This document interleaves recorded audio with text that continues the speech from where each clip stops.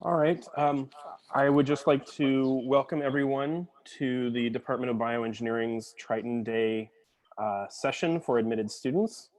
My name is Dr. Adam Engler, and I'm the vice chair of the department, and I specialize in our educational activities. With us today are a great group of our staff, including Elizabeth Seuss, Irene Holm, and Doug Grivich, and they will help manage things on the back end today. I'd also like to welcome Dr. Kun Zhang, who's our department chair, and he might make a few opening statements in a brief minute. I just want to emphasize that we will take questions at the end of the webinar. We are taping this, so if you would like to access any of the content at a later date, you are more than welcome to. Also, a lot of the questions that you might have could be answered on our department's website. That's be.ucsd.edu. And there's a tab at the top for undergraduate education. So I would encourage you to click on that and navigate through the site, and you can find a lot of content. Without further ado, then I'd like to introduce Dr. Kun Zhang, and he might be interested in making some opening comments. So Dr. Zhang, the floor is yours. Hello, everyone. Welcome to this very special Triton Day. This is the first time that we're doing this virtually due to this COVID-19 situation. But I think our staff and our vice chair, Dr. Engler, will try very hard to give you the experience and also try to answer any question that you might have. We are a great school, and you can come and visit whenever it's convenient for you, and we are always here for you to answer any possible question to help you to make a decision. So without further ado, I will let Dr. Engler start with the introduction and the department, and then we'll follow up with roughly 30 minutes of Q&A. And if you have any question, it would be best that you just type in the chat channel and send it to everyone, so that everybody get to see your question, and because many of your question might be representative, and other parents and students might also be interested to learn too. Okay, Adam, it's your show. All right, thank you, Dr. Zhang. To begin, we'd just like to play a brief video that will help introduce you to the department. There was actually one question at the very beginning about whether or not we're muted, and from Cameron, and I don't believe so because I can hear it on my phone as well. If you're having trouble with audio, please let us know, and we'll try to fix that. If you can chat privately with Irene, Elizabeth Seuss, or Doug, that would be great. But we'll continue on with the presentation. First we would like to play a very brief video for you that kind of explains and introduces you to our department. So if you can just bear with me for one quick second. What if? It's the question that inspires science fiction. But at the University of California, San Diego, it is also the creative launchpad for science nonfiction. It motivates our bioengineers to imagine and shape a brave new world of healthcare. Okay. Challenging and redefining the boundaries of genetics, neurology, tissue engineering, and silicon technology. Non-tradition. Restless quest for excellence. The challenge to break molds, to cross boundaries and unite disciplines.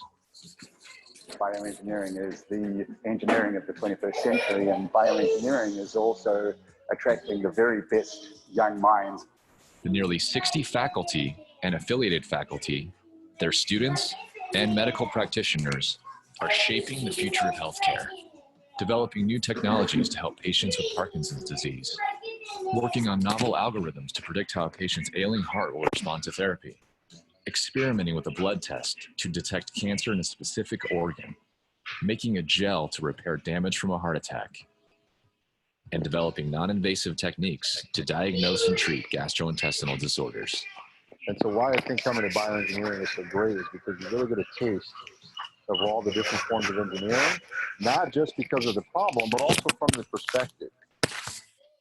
The techniques we apply here can be applied for all different kinds of diseases: autism spectrum disorder, attention deficit hyperactivity disorder, and we can take these computational and mathematical techniques and apply them to solve biological problems, which is the essence of being a bioengineer. Working with the smartest young minds in the country is a big thrill for me, and watching them make discoveries that will change the lives of patients is really important. From an engineering standpoint, we can design, all of these amazing things, but it's really important to bring engineers together with physicians to really understand the clinical need, understand the clinical problem, and design a solution that could be really implemented in patients. Innovative, entrepreneurial, interdisciplinary, and risk-taking, UC San Diego's bioengineers are imagining, researching, and shaping the next generation of life-changing medical discoveries. They are determined to change the landscape of research by creating new kinds of endowed chairs and graduate student endowments. They will energize long-term interactions between bioengineers and clinicians. Powered by multiple partnerships of alumni, patient advocacy organizations, and companies invested in next-generation medicine, the department's goal is nothing less than the reshaping of healthcare as we know it. Working with clinicians, they are implementing better solutions for obesity and metabolic disease, inflammation, shock sepsis, joint injuries and disease, brain trauma, and blood substitutes. Unapologetically non-traditional, UC San Diego's bioengineers invite you to share their vision and invest in the healthcare of tomorrow, today.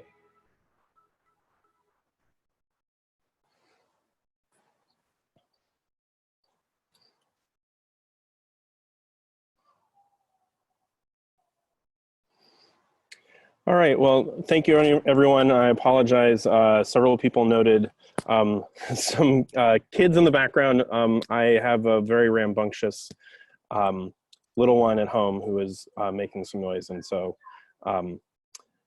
yes, there was some audio, and maybe we can share that in some form or fashion through this recording so you can access that video. I would just like to take the next, say, 15 to 20 minutes then to provide some slides that will give you a better idea of our department and the students that comprise it. Our department has 4 undergraduate majors. These are bioengineering, bioengineering biotechnology, bioengineering bioinformatics, and bioengineering biosystems. Students that are in these 4 majors are able to take classes across all the different majors. So don't think that if you are admitted to one major that you're only taking classes in that specific area. You're able to take classes within your major, but then you have technical electives that really provide you access to all the course content for these 4 degree programs. I'd just like to briefly mention some statistics. So we have 557 undergraduates. These are comprised in our 4 majors. I would say that we are the most diverse undergraduate department within the Jacobs School of Engineering, with nearly 50% women. The same thing goes with our graduate students. We have almost 200 split across 4 different degree aims. And again, we are very close to parity with those degrees. So we are extremely proud of our diversity. Our faculty is comprised of 39 different faculty members, including 6 emeritus and 4 adjunct. You can see, the majority of them are listed on this slide. So I'm up in the first row, and Dr. Zhang is at the bottom row. But again, I think our faculty is exceedingly diverse. in terms of both gender representation and representation of ethnic backgrounds. And so I think that that again is a strength of our department. And so you, as an admitted student, if you were to enroll in UCSD, you will get access to all these amazing faculty and the research that they'll do.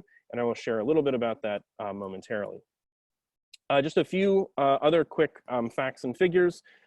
We really think that the department as a whole centers around education, education both for our undergraduate and graduate students, but that interfaces then with the larger engineering community, the local medical community, as well as industry and government agencies. And in partnership with all of those groups, then that really helps us deliver world-class education to you. So many people are interested, but we don't dwell on rankings, though we would note that the National Research Council, which is a group of faculty that are organized through the national academies, rank individual departments and programs in terms of the quality of their education. And so the latest National Research Council rankings had us #1. Whether or not you read US News and World Reports, they have also ranked us as #4 overall in graduate and #6 in undergraduate. And the Jacobs School as a whole is recently ranked earlier last month as the 9th best engineering school in the country. So you're joining a very prestigious group of engineers that are interested in tackling problems in medicine and biology in general.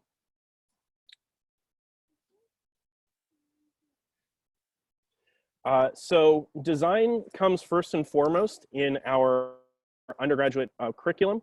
This is a photo of some students in our undergraduate design lab. And so they are going through a class called Bioengineering 1, where we do a variety of different experiments with them. And this is something that you do in the very first year of your education. So as an undergrad in your freshman year. BENG1 is this introductory class, and you do 3 basic design projects that look at electrophysiology, diabetes, and regenerative medicine with 3D printing. So design is a very important part of our undergraduate education, and it comes very soon in your first year at UCSD. Continuing on in your undergraduate education, then we have a variety of other ways in which design is integrated into the curriculum. In particular, a class that I teach, which is called Clinical Bioengineering. This is a class, an elective where students in their junior year will actually interact with physicians in the UCSD health system, as well as the Rady Children's Hospital Health Network. And you shadow these physicians, we call them engineering consultants, and you spend 9 weeks going around and interacting with those physicians for a chance to identify new opportunities where engineering can interact with medicine and help improve the clinical practice of these physicians. Those projects then are integrated into senior design, which we'll go over to in a minute. But again, this is our 193 class called Clinical Bioengineering. And you have this ability then to identify problems in the clinic and then turn that into your senior design, as I said there. We've had great success with this program. As you can see in the bottom left-hand image, we have students that have routinely placed highly in undergraduate innovation showcases and sort of competitions on campus for entrepreneurship. So all this then leads into senior design. This at the bottom is a photo from our most recent BE Day that we have typically in April. Unfortunately, we won't be able to host that this year, but that is a showcase of all of our senior design projects.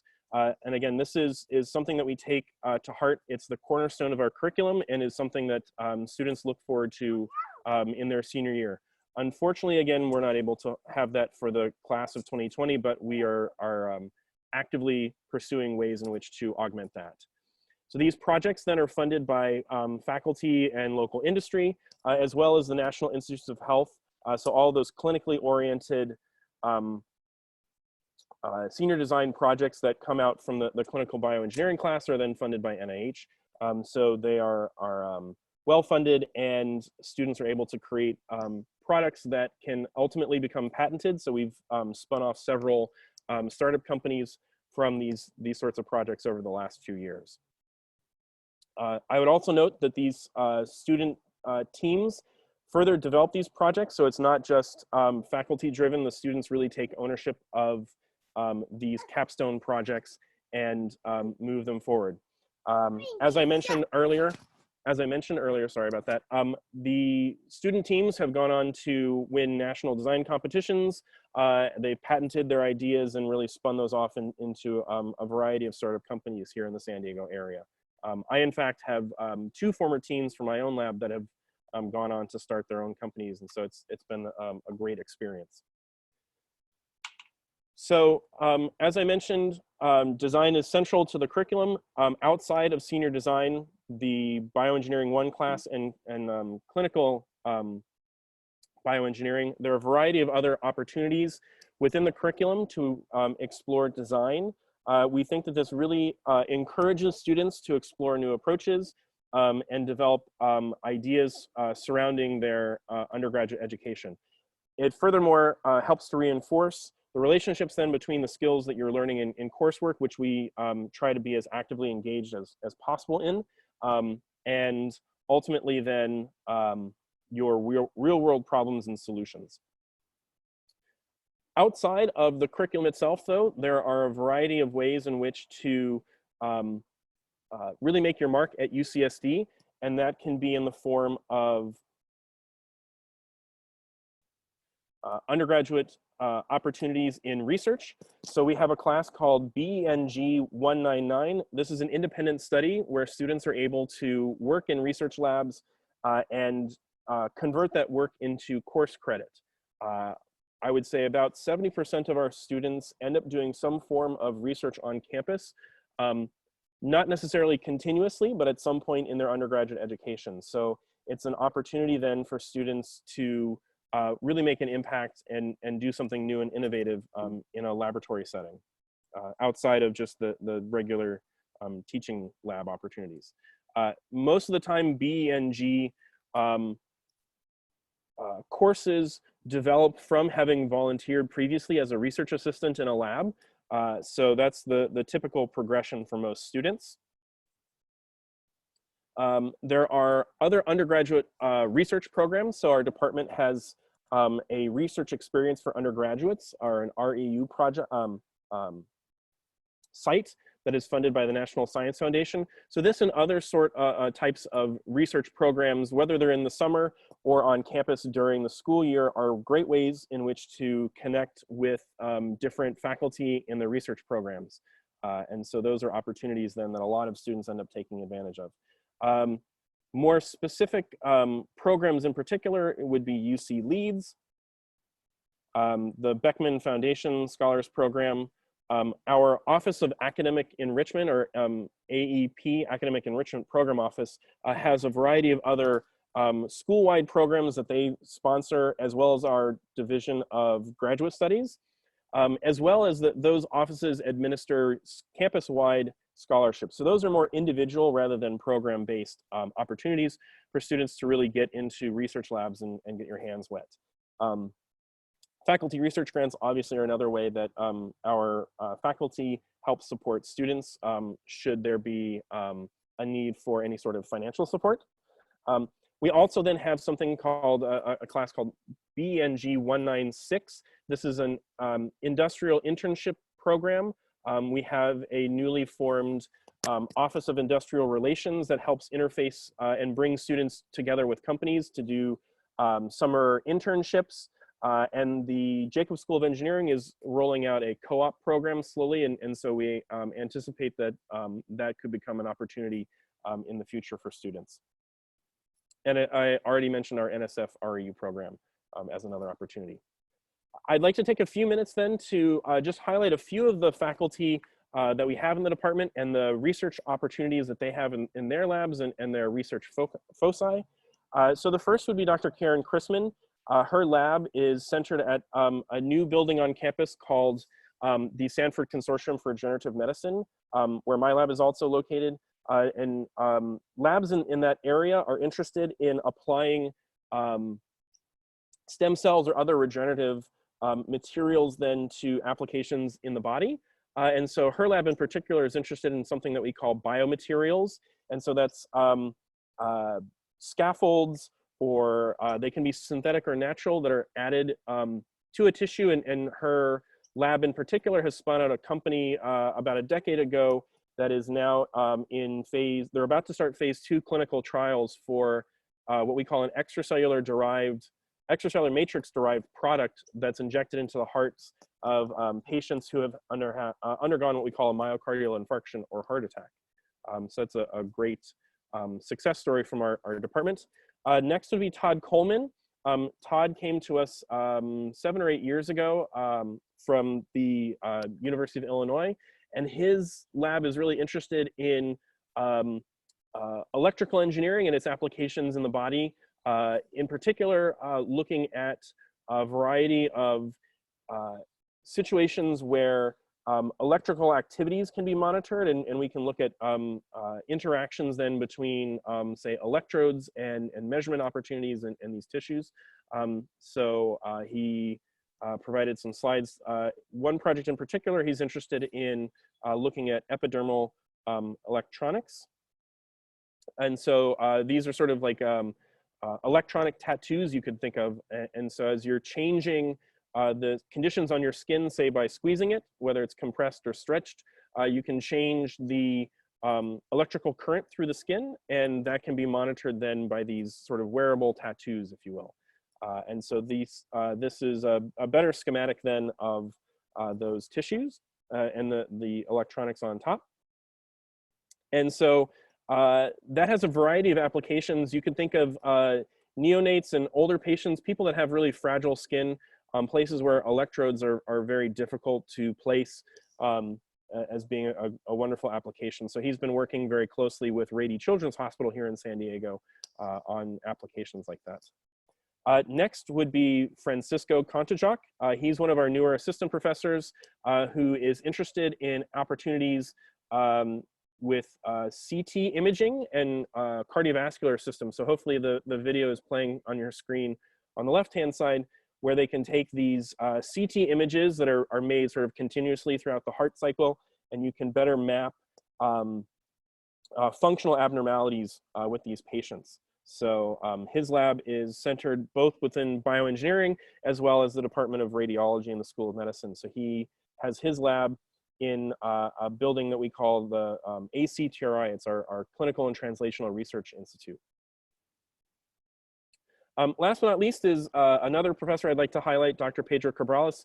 He is a faculty member within the department that looks at the microcirculation. One of the big problems with patients, and certainly the COVID-19 situation has exacerbated things with blood transfusions. And so if we had an ability to make artificial blood, that would be a great application then for engineering. And so one of the challenges with making blood substitutes is the microcirculation. And so if you think about large blood vessels, most of our red blood cells that are not deformed substantially in that circulation, but in the microcirculation, and again, hopefully this video is playing on your screen in the upper right, you can see in the center of the video that red blood cell that's moving through a microcapillary is highly deformed. And so we need to create blood substitutes that can undergo the types of shear stresses that these red blood cells will feel. And so I believe there's another red blood cell that's about to migrate into that channel. And so his laboratory is located in our main bioengineering building called the Powell Falk Bioengineering Hall. Yep, and we see our red blood cells get through. So his lab is another example of people really trying to work at the interface between engineered materials and a biological problem. Okay. So one thing to keep in mind is to think about our faculty not just as being sort of the body of people that you will interact with solely at the university, but we have a very large group of industrial advisors that help shape the curriculum that you'll embark upon this fall. And that would be our corporate affiliate board. A variety of these companies are local to San Diego, but many of them are national as well. You may have heard of some of these on the list. In particular, maybe Hewlett-Packard. Illumina is a very large DNA sequencing company in San Diego. Nuvasive is an orthopedics company. So we have representation from a variety of fields within our industrial advisory board, and that really helps shape the curricula of all 4 of our majors. With a department on the size of ours, with about 160 graduate students and nearly 200, about 160 undergraduate students and nearly 200 graduate students, you can imagine that everything that we do is really at scale. So what helps create a community for our students are our student organizations.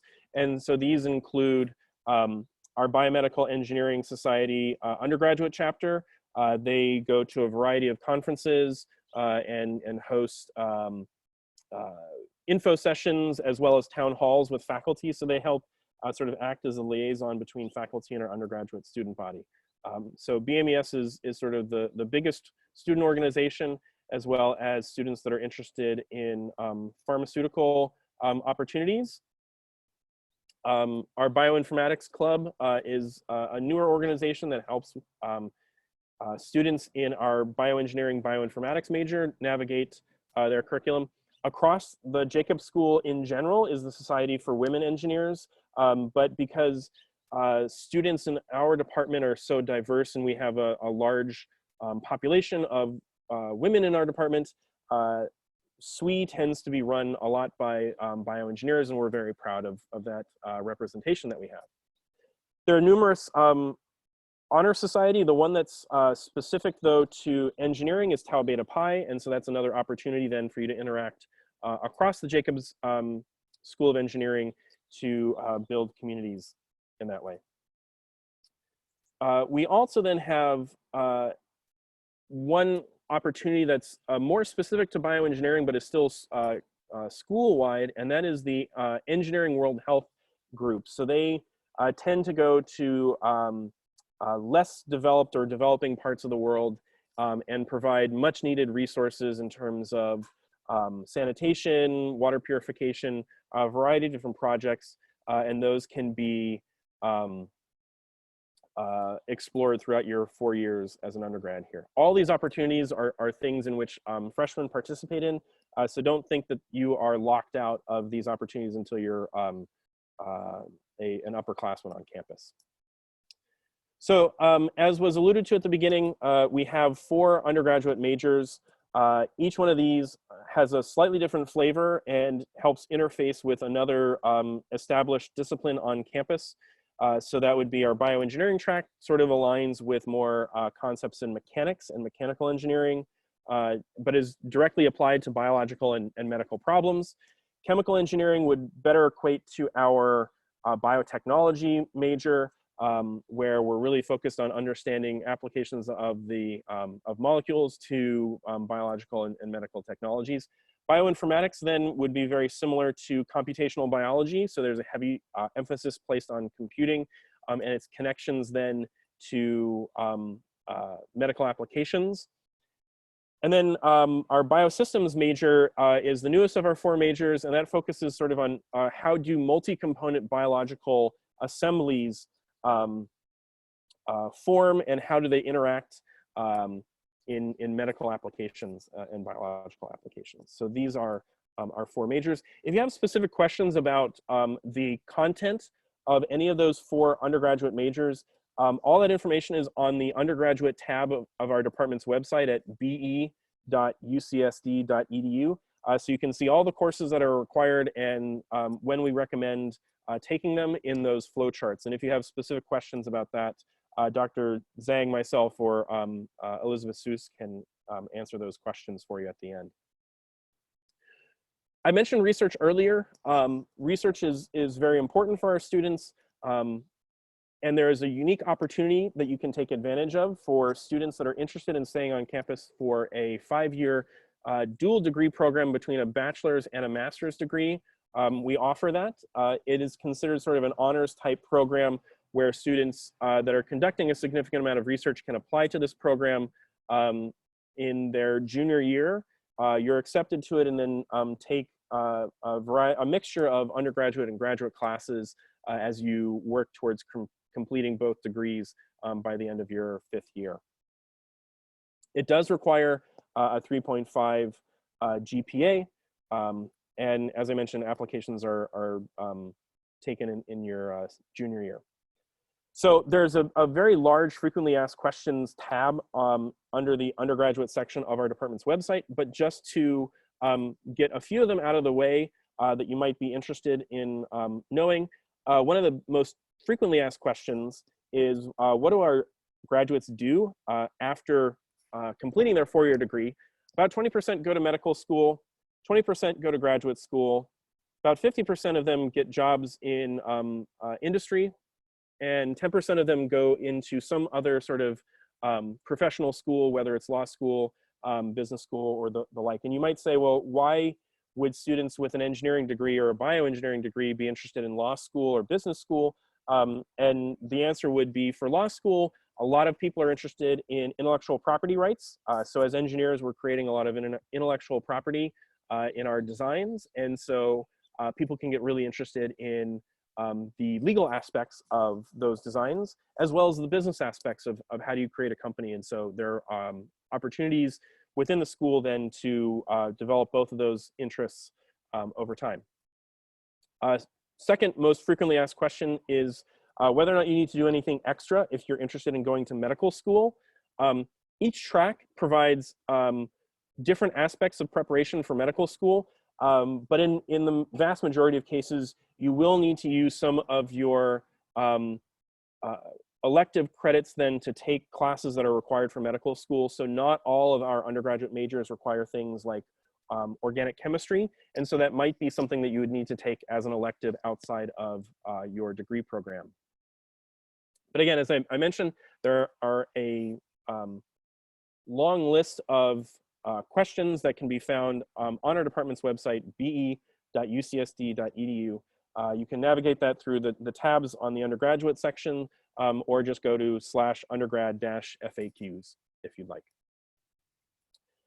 So we are here to advise you from start to finish. Don't just think that you go to the website, download your degrees flowchart, and that's it.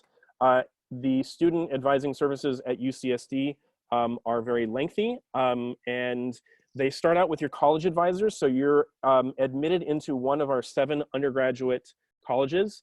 Our 7th college just started, so it's all of our faculty will have to get used to saying that we have 7 undergraduate colleges, but we do.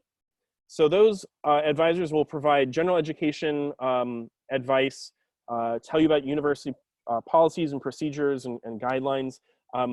More importantly, the people that you might interact with on a more quarterly basis rather than annual basis will be our student affairs staff, and Elizabeth Seuss heads up that team and is on the webinar today.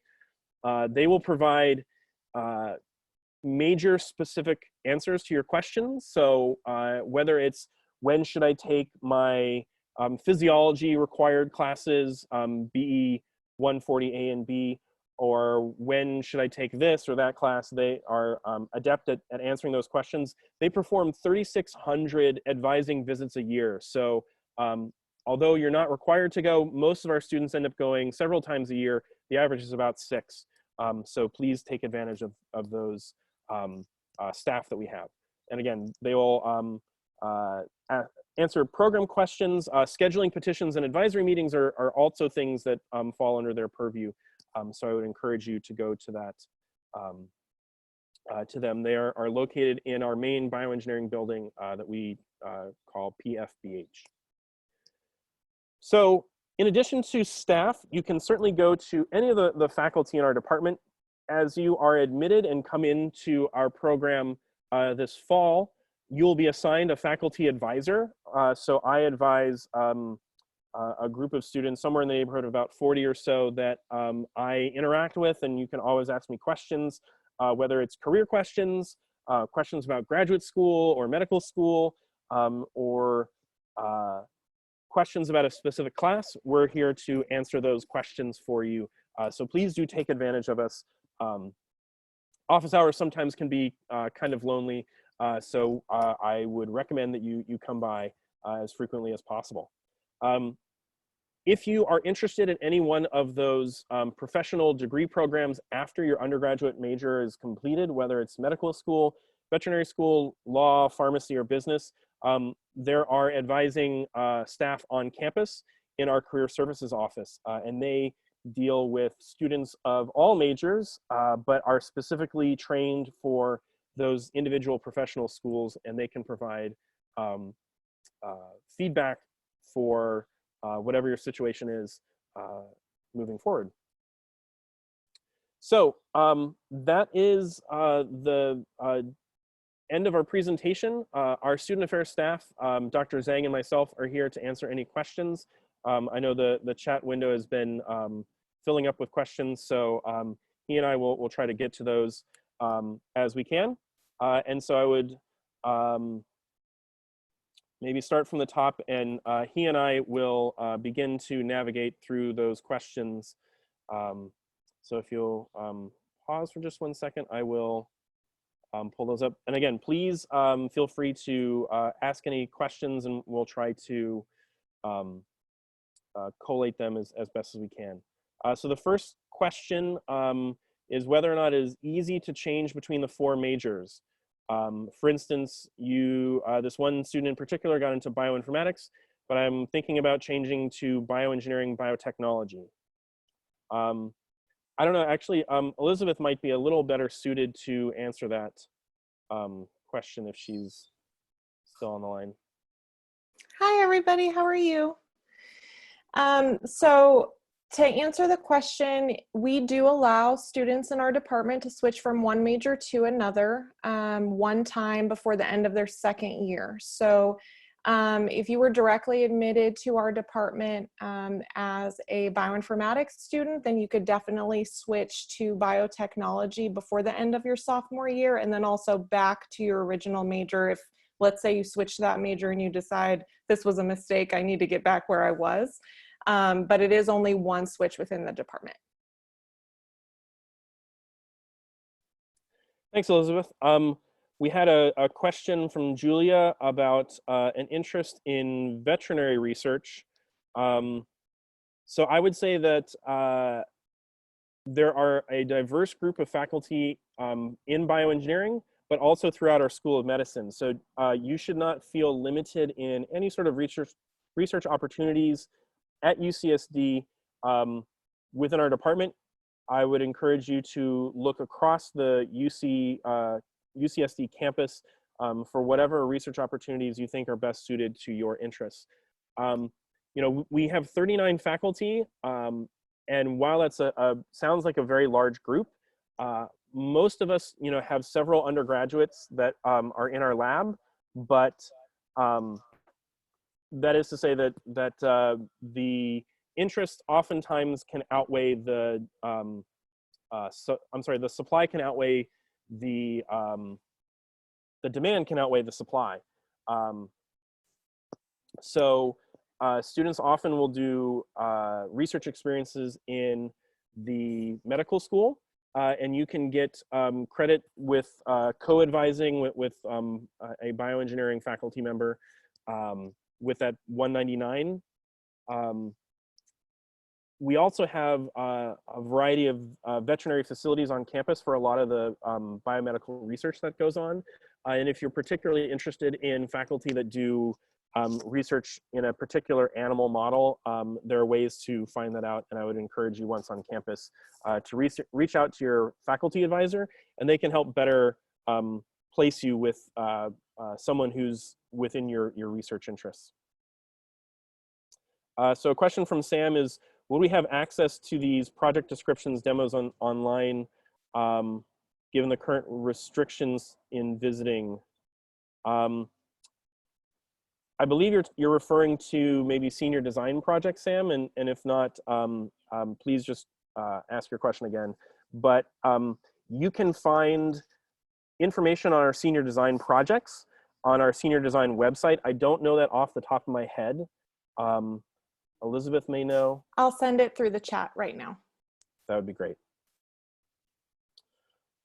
The next question is from Afreen, who is asking, is it manageable to have a minor or a double major with a bioengineering major? Minors, I believe, are possible. Elizabeth would have to clarify majors. I believe you can only have one engineering major, though, if you are double majoring. Yeah, that's correct. So you are only allowed to have one major or minor within the Jacobs School of Engineering, and that's a university requirement. But many of our students do have minors outside of the School of Engineering, or even double majors. So, and the breadth of the double majors that they declare it's pretty broad. So some students do actually double major with biology. We've also had music composition minors or music double majors. So it really just depends on what your interests are and what majors on campus that are outside of engineering that may or may not be capped. Julia asked about the statistics for student outcomes. Just to recap what we had in the presentation, it's about 20% that go to medical school, 20% that go to graduate school, 10% go to some sort of other professional school, and 50% end up joining the biomedical engineering workforce. Viral asks, how would you compare the UCSD bioengineering program with UC Berkeley bioengineering? What merit or unique qualities does the UCSD program have that no other school has? I might pitch this question to Dr. Zhang if he would like to take that one. Well, I mean, these are all great programs. UCSD bioengineering has a much longer history. We started 50 years ago, or more than 50 years ago. UC Berkeley is a little bit newer program. And also, actually, this is related to another question at the bottom related to ABET. So some schools do ABET, some schools don't. So UC Berkeley, that entire school, they're not doing ABET at all. For our program, we have 3 ABET accredited major. We have bioinformatics that is not accredited. Dr. Zhang, could you just state what ABET is for those that don't know? Sorry, it's the Accreditation Board of Engineering and Technology. Yes, so the ABET traditionally, that's requirement for some more conventional engineering discipline, like civil engineering and some electrical engineering, where if you attend to a school that has this accreditation, then you are qualified to work, for example, for some government or some company that are getting contract from some government. But bioengineering is a very new discipline, and our students go to actually very different industry than for example, students go to doing civil engineering. So whether ABET actually make a difference or not is debatable. And in our case, we have a bioinformatics that we don't do ABET at all, just because that actually the student go to a completely new industry that really no one care about ABET in terms of employment opportunity or graduate school. But UCSD, since we start early, so we have 3 ABET accredited major.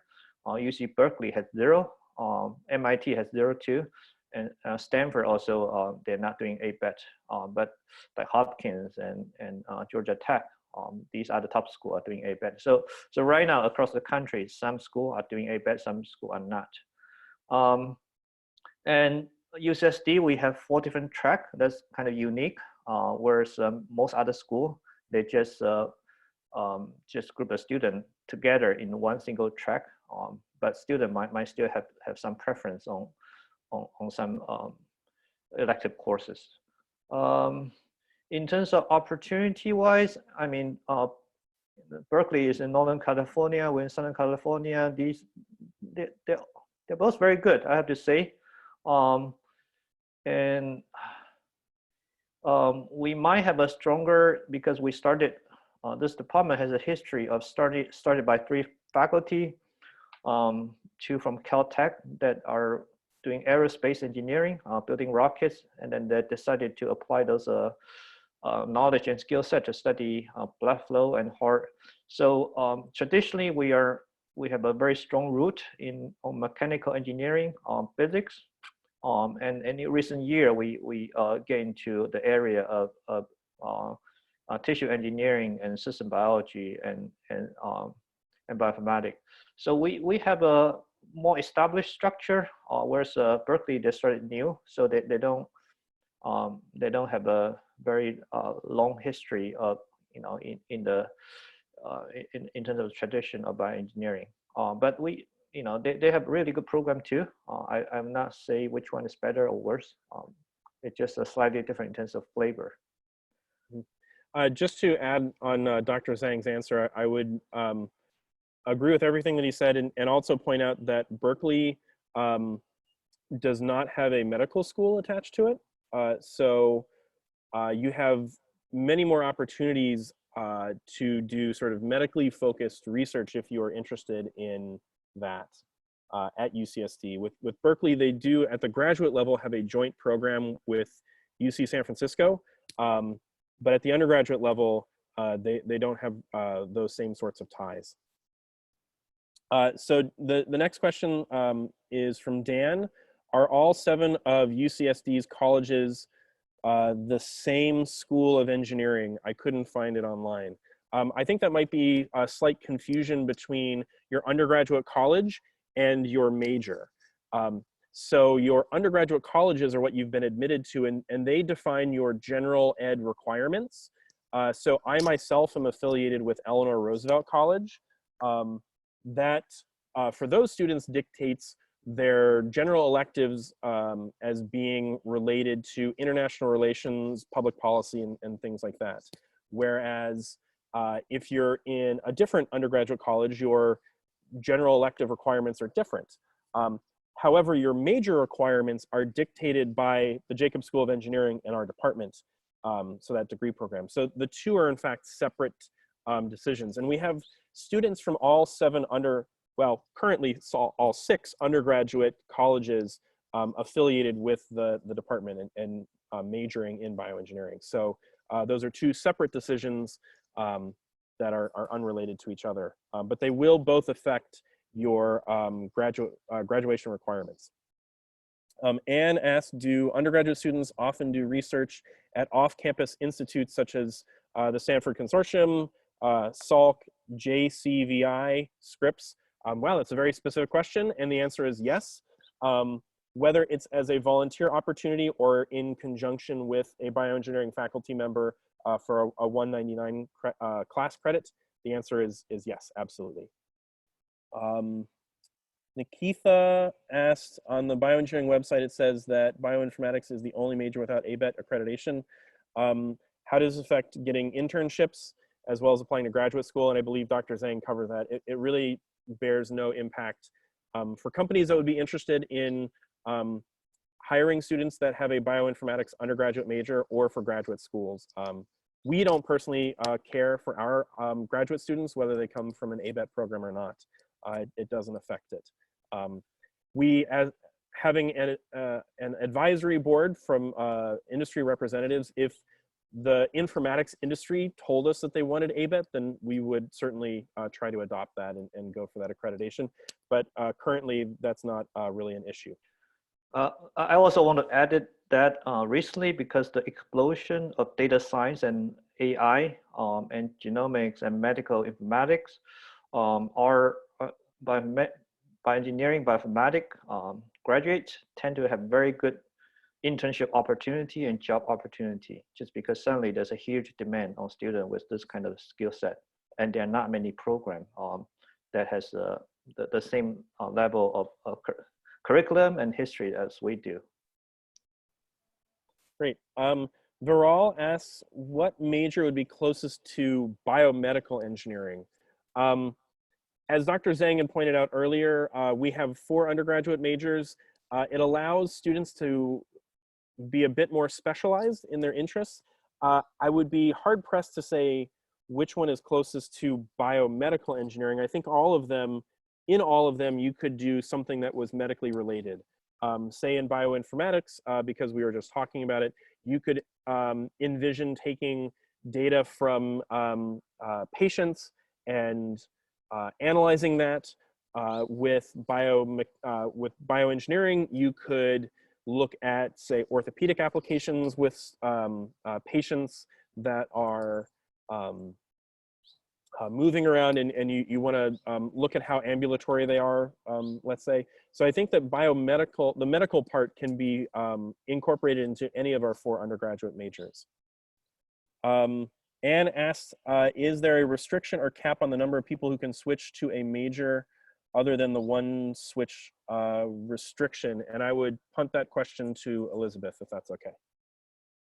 So in short, the answer is yes. All of the majors in our department are capped, which basically means that the demand for the major is greater than our capacity to meet it, and so we need to restrict enrollment.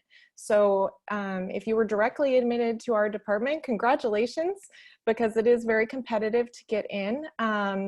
For students who were admitted to UC San Diego but were not directly admitted to our department, there is an opportunity for them to apply after taking a set of screening courses at the beginning of their 2nd year if they were interested in getting into our department. But the reason why we have that cap is to be able to ensure that we have the space in our lab classes for everyone who needs to be able to take it. So I hope that that answers your question. Great, thank you, Elizabeth. Scott asks a specific question about biomedical device design, like insulin pumps. Is biosystems a proper concentration?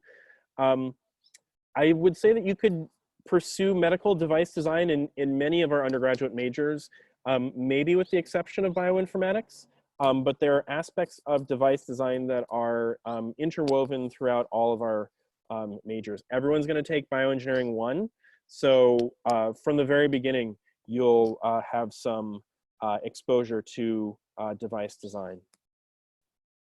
The next question is it easy or difficult to get into a required course for your major?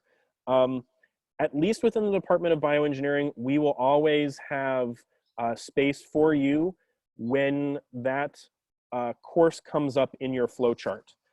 So if we intend for a given major to take, let's say, my fluid mechanics class in the spring, then we will absolutely have room for you to take it then. If there's a class from another department that is required, let's say in electrical engineering or computer science, we have articulation agreements to ensure that you will have access to that class when we plan for you to take the class. So following that flow chart is a really good idea. Outside of that time, we might not be able to guarantee enrollment, but that said, as a 4-year student, it is absolutely possible for you to take every class that you need when you should take it without any problems. And I don't know if Elizabeth has anything to add to that. Yeah, I would definitely agree with everything Dr. Engler said. Really, the only classes where we see sometimes students get stuck on a wait list would be some introductory math or physics classes. However, the majority of students who are admitted come in with AP credits, so they're usually a little bit ahead on their plan. So we don't really see any negative impacts. However, you know, we work very closely with our students. So if a student were to get waitlisted, then we would definitely ask you to let us know so we can document that. And then if an exception needed to be made later on, then we would definitely work with you on that. Great. The next question is from Paul, who is admitted into bioinformatics.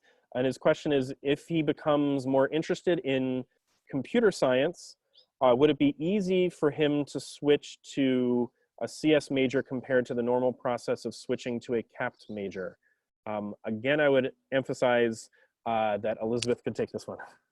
So every department within the School of Engineering, or any department that is capped in general on campus, has their own process for how students would be allowed to switch once they're already here at UC San Diego. So the computer science engineering department typically has their own set of screening courses and application period. And they do work based off of a lottery system for admittance. But you would definitely, if there is another major across campus that you're interested in that is not in our department, then you should definitely contact that department. You should just be aware, you know, it's not as easy to come back if you leave. So bear that in mind. Great, thank you. So the next question was from Nadine about opportunities or projects that are embedded in the curriculum to work with pre-med students. I would say that, you know, 20% of our students are pre-med. So kind of by definition, you would be working on projects with pre-med students.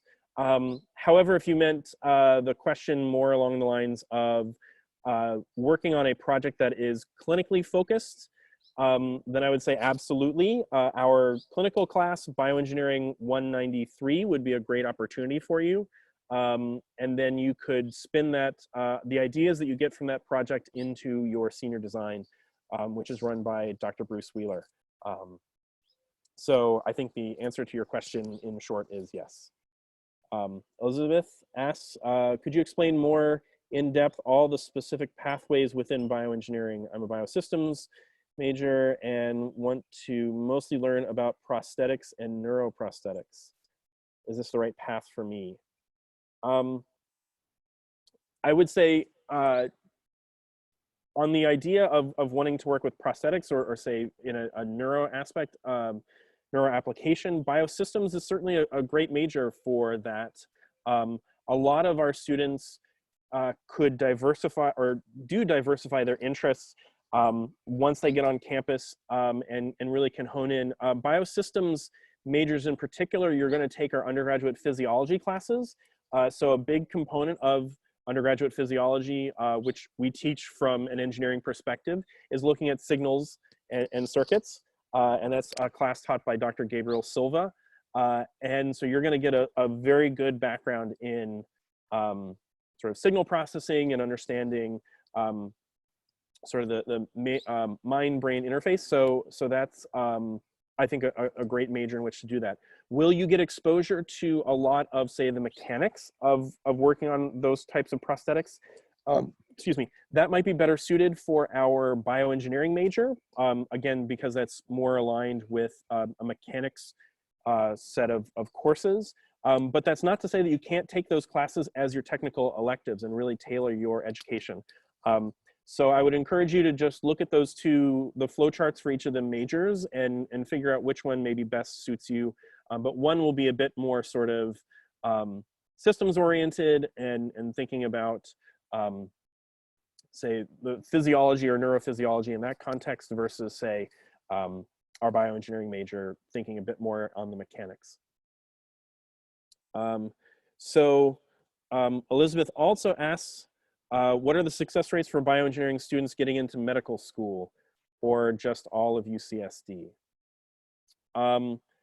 Elizabeth might have better numbers, but I would say that all of our, the majority of students that are interested in going to medical school, so that 20% do end up getting into medical school. I've been on our faculty for 12 years and written a tremendous number of letters of recommendation for medical school. And having been here long enough, I can say that our students go to medical schools all across the United States. They get great education there. And a lot of them come back to UCSD. Ironically, the primary care physician for our kids, whom you heard earlier, is a graduate of our program. And it was really awkward to walk in and say, oh my gosh, I wrote a letter of recommendation for you for medical school, and now you're treating my kids. So yes, I think the success rates are for students that are interested in going to medical school, the opportunity to and the your ability to get in is really high. I think a lot of medical schools are really interested in enrolling engineers. UCSD in particular is one of those schools. There is in fact a medical school at the University of Illinois right now that is completely focused on integrating engineering into their curriculum. They're a newer program. So I don't know, Elizabeth, if you have specific numbers that you can think of. Yeah. So I just say that our students, the ones that are very interested are successful in getting into those. The next question is, how does the UCSD program compare with Stanford or Duke? I think for comparison questions, I would, for political reasons, punt that question over to Dr. Zhang. Okay, so Stanford and Duke, they also have really great program. Stanford's program started only 10 or 12 years ago, so it's a much younger program. Duke has about this, similar history compared with UCSD. Again, these are all great programs, and UCSD compared to both of them, we are the only one that have 4 different tracks, and we have 3 ABET tracks. We have one very specialized mathematics that has been ongoing for more than a decade. So that, UCSD, we kind of led the way in terms of defining what is bioengineering, what is biomedical engineering. I mean, you talk about these programs, they're all really good, top-notch, at the same level. We all, very often, they take our undergrad as a graduate student. We take their undergrad as our graduate student. We recruit postdoc from them as our faculty, and they also hire faculty from us. So I think they're really at the same level. But there are many ways you can do comparison. So unless there's any very specific question or specific aspect, I would say these are the all top school. You cannot go wrong with any of these schools. Great. Elle asks, which bioengineering major best sets you up for medical or say a physician's assistant school, or maybe that's pharmacy? I would say that we've had students from all 4 majors end up applying to and enrolling in medical school. So I don't think that there's any one major that sets you up, quote unquote, sets you up better for medical school. You may look at the degree requirements and say that one overlaps better with the requirements than another. So you would have to take fewer outside courses, but I would say that they're all equally suited. So I'm trying to, in the interest of time, sort of condense a few questions together. There was a question about where does genetic engineering fall into the bioengineering program, and what are the applications of the biosystems major? And I think that I would answer that by saying that for all sorts of specific major questions and applications, the websites are great. You could email either Dr. Zhang or myself or our undergraduate affairs staff, and I believe that their email address was posted along with the links for this session. But specifically then for genetics, I would say the brief answer would be biotech, and for the biosystems major question about its applications, I would say medical devices, pharmaceuticals. It really depends on the students' in particular interests, but the degree sets students up to participate in industry very well. So the next question from Mamta is, how does UCSD compare to UC Davis? Again, maybe Dr. Zhang would have a couple of thoughts on that. I would mention that Davis has a veterinary school and a medical school. Their medical school is actually not on their campus, whereas our medical school is on campus, but we do not have a veterinary school. Dr. Zhang? I think in general, if you look at the ranking and everything, UCSD is a big brother in the area of bioengineering and biomedical engineering. But UC Davis in recent years, they have actually went up a lot in the ranking and everything. But being one of the first a school that offer bioengineering specialization and as a department, we pretty much train many department chairs or very senior faculty member. At one point they actually they study as undergrad or graduate student here. So several key people at UC Davis also received training from bioengineering, and we at UC, we have 10 campuses that we form a consortium. We kind of help each other. It is a pretty good school, but in general, I would still think that you get better recognition in terms of reputation and more rigorous training at USSD. Great, thank you so much. I would also go ahead. like to recommend for people who are comparing between institutions, I think there's two things to keep in mind. One, you should definitely compare the curriculum between the places that you're interested in. We provide packets to anyone who's admitted that has all of the course descriptions for every course we require in our curriculum. And I would definitely recommend that you ask for something similar at any institution you're comparing us to, because that's going to give you a better understanding of the difference between what you're going to actually be learning. And I can also tell you, compared to other institutions, our students are very collegiate here. I've worked here about 10 years now, and I've never heard anyone give feedback that our students have been anything other than supportive. They form their own study groups. It's definitely like a family here at UCSD. And I know that it's definitely not that way at every institution. So I would just keep that in mind when you're doing your comparison. Great. Owen's question is about AP credits. And do AP credits apply to courses in bioengineering? In the bioengineering curriculum, they do certainly count for all of your general science requirements. So biology, chemistry, physics, math, any of those AP credits that you might have in those areas, you should talk to the individual departments and their advising staff, and they will help you negotiate or navigate the way to get credit for those AP courses that you have taken. I would say that the vast majority of our students come in with a significant amount of AP credit, such that a good number of them actually show up as having sophomore standing because they come in with so much credit. I don't know, Elizabeth, if you have anything else to add to that answer, though. There's also a chart available in the UCSD catalog online that explains to you which scores and which exams will count towards specific requirements for math, chemistry, physics, and biology. So I would definitely refer you there. Excellent.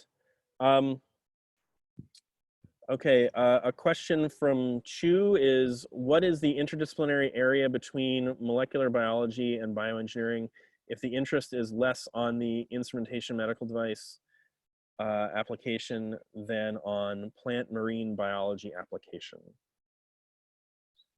I believe the question is more, if you are interested in bioengineering, but from a more marine biology application or avenue, while our courses are predominantly biomedical in their focus, that is not to say that you are limited and cannot do anything in marine science. We have a huge Scripps Institute of Oceanography, and a good number of students participate in research there. You are certainly welcome to take elective classes there, and even within engineering, there are a limited number of faculty that do have interest in sort of marine sciences. A variety of drugs come from the ocean, and so there are a tremendous number of opportunities, even though they might not be formalized in bioengineering with marine science, but I would say that those do exist.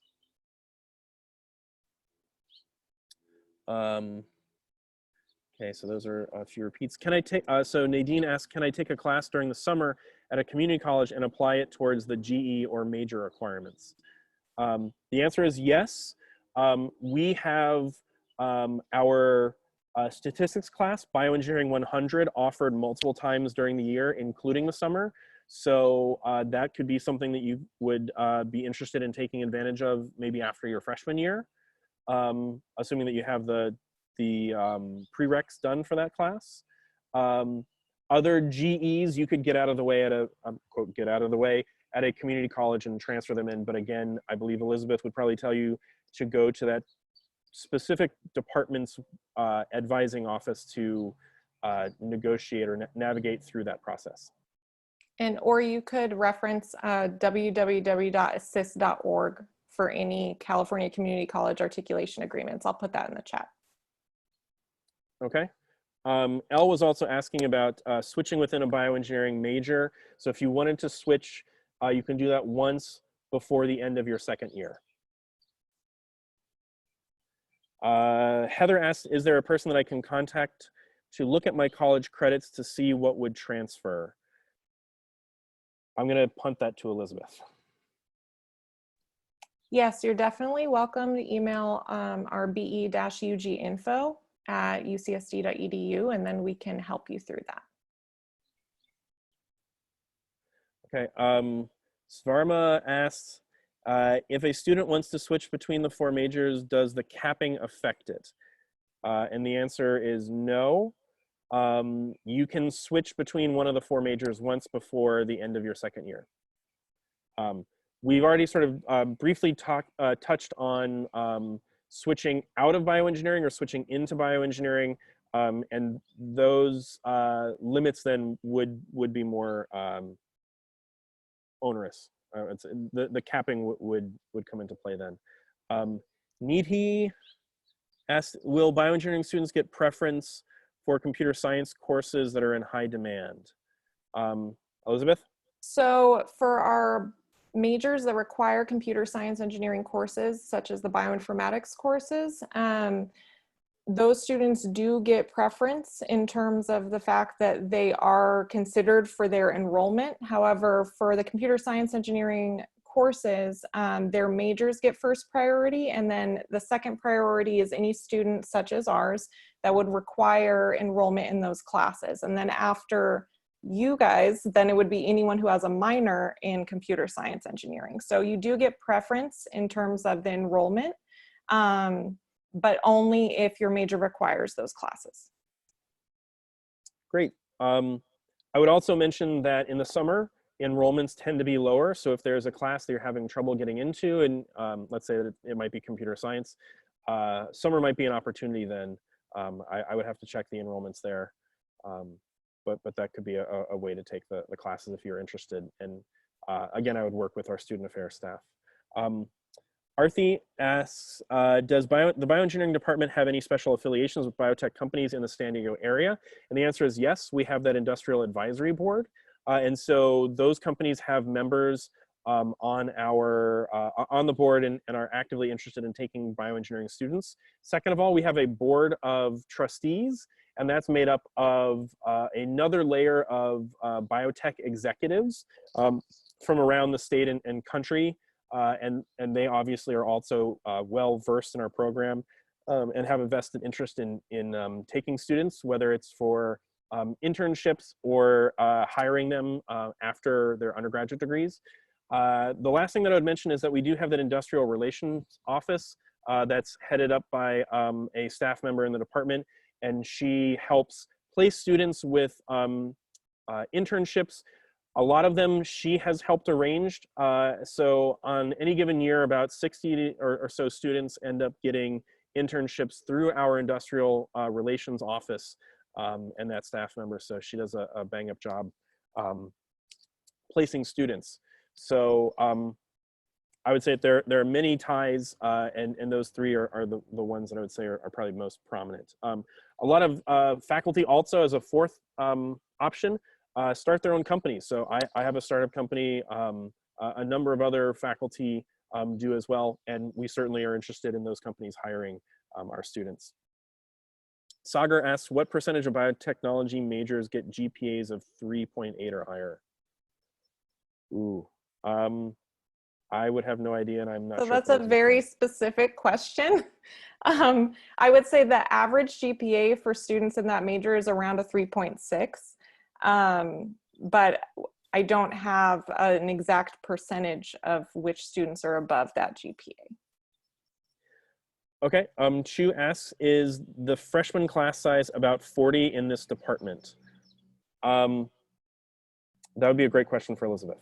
So our freshman class size is typically around 120 for all 4 majors within our department. Daniel asks, if I wanted to study political science with bioengineering, would that have to be as a major or a minor? I believe the answer is that you could do either. Chu also asks, is there any summer research opportunity before class starts in the fall? This may be affected due to the COVID-19 problem. I would say that normally there are research opportunities. We have high school students in labs. We have undergraduates in labs over the summer in a variety of different programs.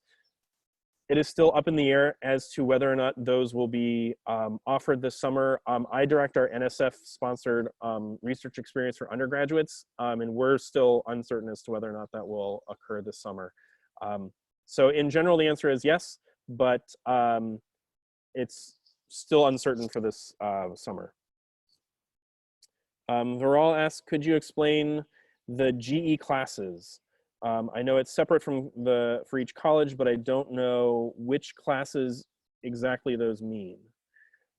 So for every undergraduate colleges, oh yeah, do Revels, so sorry, there are a couple of questions here at the end. Do Revels GEs overlap with bioengineering courses? And Nadine asked the same about ERC. Pretty much none of those classes will overlap. They range from about 40 units to 60 units, depending on the undergraduate college. But those undergraduate colleges are really trying to build a curriculum around whatever their theme is. So for ERC, as I mentioned, it might be international relations. For MURE, it might be ecology and the environment. You know, so they all have their own theme that are typically separate from the undergraduate major that you're enrolled in. So there generally is minimal overlap, if any. And I believe that seems to be it. So Viral asks, can these GEs be replaced with AP tests? The general electives in the areas of like physics, chemistry, biology, and math, that would be major requirements for you, yes. Unfortunately, you know, a lot of my knowledge is derived from my affiliation with ERC. So they have a 5-quarter sequence called Making of the Modern World. That's not something that you can test out of or use AP credits for. You have to take those classes. They're offered during the summer, so you could certainly advance your way faster through them if you were to take summer classes, but those are not things that you could use AP for. Right, L asked, is there a question about school starting in person in the fall due to coronavirus? It is our intention that we are going to be back on campus and open fully for this fall. There are no plans in place to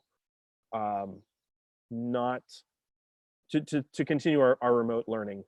Both Dr. Zhang and myself are teaching classes this spring remotely, so we are well versed in that. And while we are doing our best in the online format, I think we would both agree that in-person is a great way to connect with students, and we are fully anticipating doing that in the fall.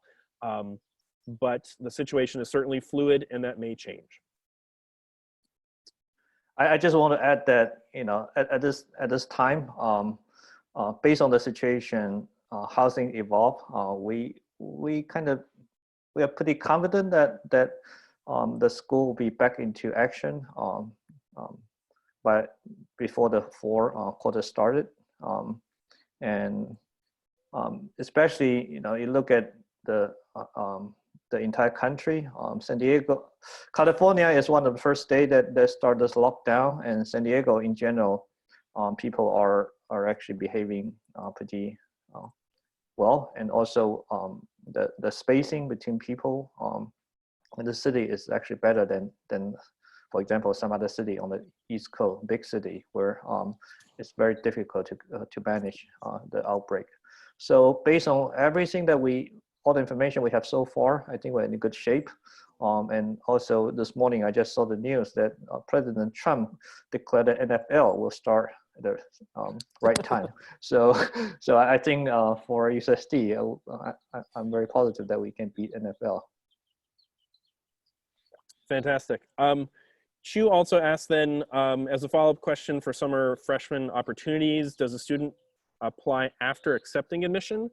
I would strongly encourage you to accept your admission before pursuing research opportunities on campus, just because when you approach faculty, it will sound a little bit different when you say, I'm an incoming UCSD student, than if you were to not have accepted your admission yet and say, I'm just a high school student. I would say definitely accept first and then reach out for those opportunities. Daniel asks, is there a difference between bioinformatics major and the regular biology version? I believe by regular biology version, you mean the biology : bioinformatics major. And Dr. Zhang and Elizabeth are a little more versed in that, so I might ask them to take that question. I can give a comment between these two. So in general, in the biological division, the mindset is try to, based on curiosity, you try to learn, to discover, explore, and test hypothesis. Whereas in the mindset in the engineering school is very different. That we have this we call design mindset, where as an engineer, your primary objective is that you want to learn all the skill that allow you to do problem solving. So it's not less on exploring based on curiosity. It's more on, if you have a specific task, can you learn all the skill that allow you to execute this task, design, solve the problem, understand all the constraint, limitation, and everything, and resource and time frame. How can you get things done? So you're gonna get very different education in terms of your mindset and how you operate. But in terms of the courses, they're decent overlap. But you also get to actually take a number of very specific bioengineering courses. You also get to do Band 1, which is actually a very heavy design-based course starting from freshman. So the experience will be very different, although some of the courses will be overlapping. Great, Elizabeth, thanks. you have more to add?